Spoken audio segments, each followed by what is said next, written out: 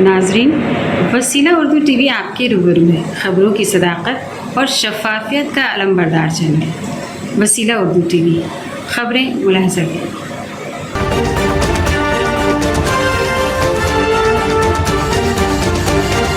ملک سے غداری معاملے میں شرجیل امام کو بڑی راحت، الہ آباد ہائی کورٹ نے ضمانت منظور کر لی۔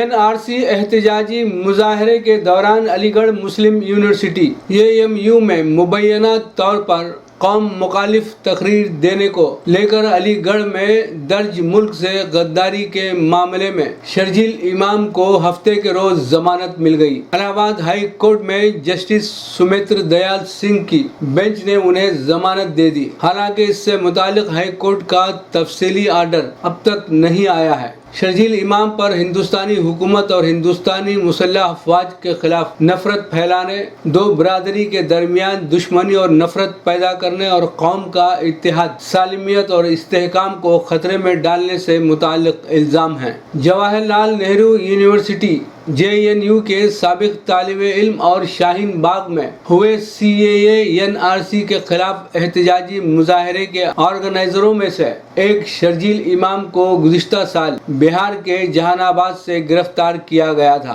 ان پر الزام ہے کہ اپنے خطاب میں مبینہ طور پر مظاہرین کو شمال مشرقی ہندوستان کو ملک کے باقی حصوں سے الگ کرنے کے لیے اکسایا۔ اس معاملے میں شرجیل امام کے خلاف منی پور، آسام اور اروناچل پردیش کی پولیس نے بھی FIR کی تھی، حالانکہ آسام اور اروناچل پردیش کے معاملے میں اسے پہلے ہی ضمانت مل چکی ہے۔ شرجیل امام کے خلاف اتر پردیش کے علی گڑھ میں اور دہلی پولیس کے ذریعے جنوری 2020 میں IPC کی دفعہ ملک سے غداری اور 153 مذہب، ذات، جائے پیدائش، رہائش، زبان، ذات یا برادری یا کسی دیگر دفعات پر دشمنی یا دشمنی کے جذبات کو بڑھاوا دینے کی کوشش، تعزیرات ہند کی دفعہ 153B امن و امان خراب کرنے والے بیان دینا اور 505(2) نفرت پھیلانے کے مقصد سے ایسے جھوٹی اور خطرناک بیان دینا کے تحت FIR درج کی گئی تھی۔ واضح رہے کہ شرجیل امام فی الحال دہلی کی تہاڑ جیل میں بند ہیں۔ ان پر ملک سے غداری کے علاوہ دہلی فسادات میں سازش کرنے اور جامعہ ملیہ اسلامیہ تشدد معاملے میں الزام لگایا گیا ہے۔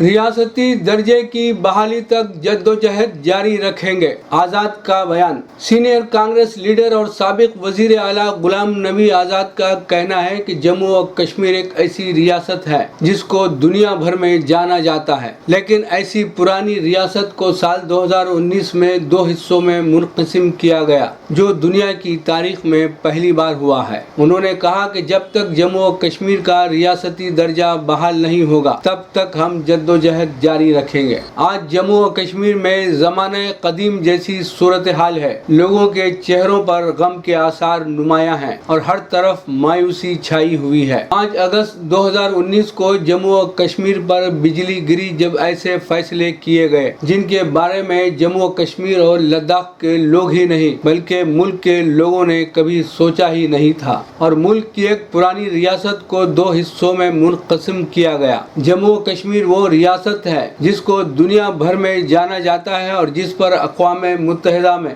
گزشتہ 70 برسوں کے دوران بحثیں ہوئی اور دنیا کے مختلف ممالک میں اس پر بات ہوئی۔ جب سال 1947 میں ملک کا بٹوارا ہوا اس وقت جموں و کشمیر کی عمر 101 برس تھی۔ کشمیر کو مرکز کے زیر انتظام ریاست میں تبدیل کرنا ایسا ہے گویا DGP کو تھانہ دار بنا دیا گیا ہو۔ عام طور پر مرکز کے زیر انتظام ریاست میں ترقی کی جاتی ہے، لیکن ہمارے معاملے میں ریاست کو مرکز کے زیر انتظام علاقے میں تبدیل کر دیا گیا۔ یہ DGP کو تھانہ دار بنانے کے برابر ہے۔ یہ چیف جسٹس کو رکن اسمبلی اور چیف سیکرٹری کو پٹواری کے عہدے پر بھیجنے جیسا ہے۔ کوئی عقل مند ایسا نہیں کر سکتا۔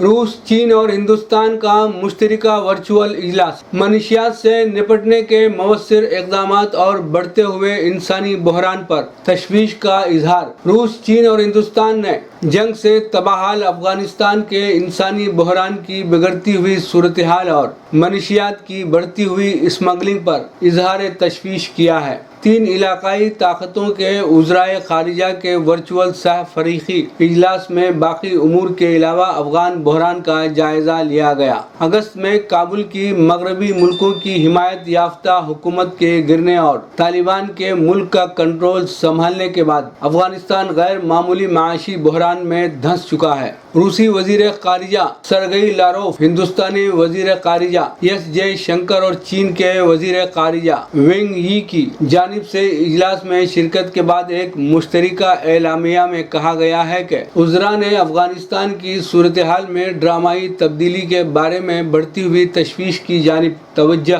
मबजूल कराई है। एलामिया में अफगानिस्तान के इंसानी बहरान की बिगड़ती हुई सूरत हाल पर तशवीश का इजहार करते हुए उज़रा ने अफगानिस्तान को फौरी और किसी रुकावट के बगैर इंसानी एआनत की फराहमी का मुतालिबा किया। मुश्तरका बयान में तालिबान पर जोर दिया गया है कि हालिया बैनुल अक़वामी और इलाकाई इजलासों की जानिब से पेश नज़र रखे गए अफगानिस्तान से मुताल्लिक़ उमूर की पासदारी और अमल दरामद यकीनी बनाया जाए और अक़वाम मुत्तहिदा की मुताल्लिक़ा करारदादों की हुर्मत के तकाज़े पूरे किए जाएँ। बयान में बज़ाहिर इन आलमी मुतालिबों का हवाला दिया गया है जो हुक्मरान तालिबान से इंसानी हुकूक की पासदारी के लिए किए जा चुके हैं। इनमें खास तौर पर अफगान ख़वातीन और अक़लियतों के हुकूक का मामला, मुल्क को जामे सियासी निज़ाम के ज़रिए चलाना और दहशत गर्दी के अलावा मनशियात से निपटने के मौसर इक़दामात करना शामिल हैं।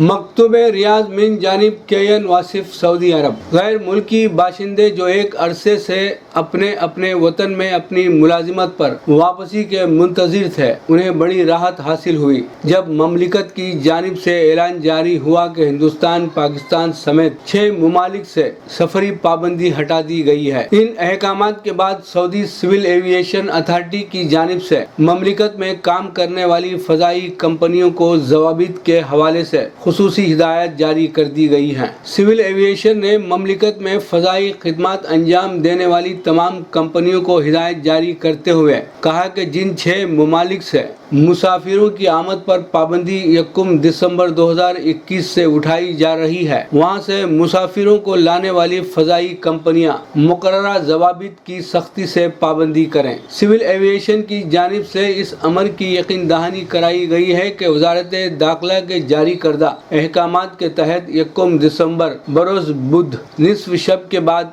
1 बजे से इंडिया, पाकिस्तान, मिस्र, वियतनाम, ब्राज़ील और इंडोनेशिया से मुसाफिरों की बराह रास्त ममलिकत आमद पर आयत पाबंदी उठाई जा रही है। मज़कूरा बाला ममालिक से आने वाले तमाम मुसाफिरों को ममलिकत पहुँचने के बाद 5 दिन के लिए करंतना सेंटर्स में क़याम करना होगा, जहाँ 5वें दिन उनका PCR टेस्ट कराया जाएगा, जो नेगेटिव आने पर ही उन्हें करंतना से निकालने की इजाज़त होगी। वाज़ेह रहे कि गुज़िश्ता माह वज़ारत बल्दियात ने जद्दा, रियाद, दमाम और ज़हरान में करंतना सेंटर्स कायम करने के अहकाम सादिर किए थे। करंतना सेंटर्स में क़याम करने वाले मुसाफिरों के लिए लाजमी है कि वो करंतना के दौरान सेंटर से बाहर न जाएं। सेंटर इंतज़ामिया को इस अमर का भी पाबंद किया गया है कि वो क़याम करने वाले मुसाफिरों की PCR टेस्ट का भी बंदोबस्त करें।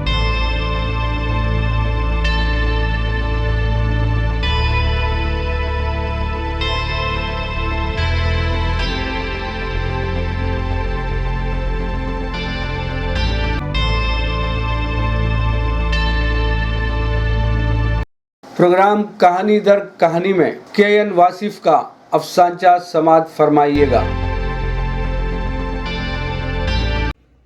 नाज़रीन, मैं केएन वासिफ सऊदी अरब से मुखातिब हूँ।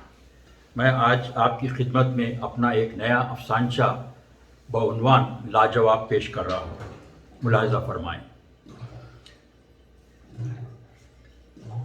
हिंदुस्तान हमारा मुल्क दुनिया की सबसे बड़ी जमहूरियत है। हमारा दस्तूर अवामी दस्तूर है عوام کے لیے ہے اور عوام نے بنایا ہے۔ بلا لحاظ امیر غریب، رنگ و نسل، مذہب و ملت اور ذات پات سب کو برابر کے حقوق دیتا ہے۔ 26 نومبر کو یوم دستور ہند کے موقع پر ٹیلی ویژن پر صدر جمہوریہ تقریر کر رہے تھے۔ اس پروگرام کا پارلیمنٹ ہاؤس کے سینٹرل ہال میں شاندار پیمانے پر اہتمام کیا گیا تھا اور پروگرام ٹیلی ویژن چینلوں پر راست ٹیلی کاسٹ کیا جا رہا تھا۔ میں اپنے اہل خانہ کے ساتھ پروگرام دیکھ رہا تھا۔ پروگرام کے ختم ہوتے ہی میرے بیٹے نے سوال کیا، ڈیڈی ہمیں آزادی تو 1947 میں حاصل ہوئی، 1950 میں دستور منظور کیا گیا، دستور میں ہر شہری کو مساوی حقوق کی ضمانت دی گئی، لیکن دنگے فساد، نفرت کی سیاست، ناانصافی، مذہب اور فرقوں کے درمیان تفریق مسلسل جاری ہے، جبکہ ہماری آزادی کو 75 سال اور دستور کو 70 سال ہو چکے ہیں۔ ابھی میں اس سوال کا جواب سوچ ہی رہا تھا کہ میری چھوٹی بیٹی نے ایک اور سوال داغ دیا۔ ابو، ٹی وی پر ایک آنٹی تو کہہ رہی تھی کہ ہمیں آزادی 2014 میں ملی۔ میں لاجواب ہو کر اپنی بیٹی کا منہ تکتا رہ گیا۔ شکریہ۔